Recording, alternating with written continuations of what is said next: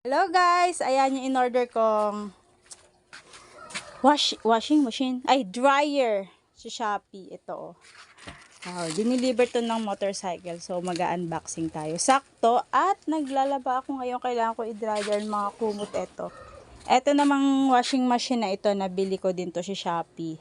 So ito ay payment through SpyLater, 0 interest. Dati nung diniliver to sa akin yung ganyan, walang ganyang bubble wrap na na packaging. Nag-level up sila ha. Naka-bubble wrap na. Ang bili ko pala nito ay 4,000 na higit. Yan. Oops! Teka lang, ikat mo muna to anak. So ayan na. Open natin. Napaka-exciting. Yay! Legit! So happy.